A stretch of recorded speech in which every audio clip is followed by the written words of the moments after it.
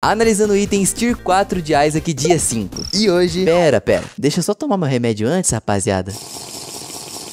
Ih, meu irmão, tá batizado. O IPCAC divide muitas opiniões entre abençoar sua run ou quebrar ela completamente. Eu, pessoalmente, amo esse item. Esse medicamento nada bizarro tem a função de trocar o choro do Isaac por uma única esfera de vômito que explode e que também dá muito dano. E sim, eu disse vômito, porque o item referencia o xarope de Ipecacuanha, puta nome difícil, hein? Que induzia o usuário a ter vômitos. Normalmente recomendado para tratamento de quem ingeriu substâncias tóxicas. Mas nem procure um desse, porque não existe mais não. E as queridas sinergias aqui vão longe. O C-Section transforma os fetos em explosivos. A Brimstone te dá um laser verde também explosivo. O Soy Milk ou Almond Milk te dá uma festa explosiva. E se você não curtiu o vídeo até agora, é melhor ficar atento, porque no próximo remédio que você tomar, eu acho que só um like te salvaria.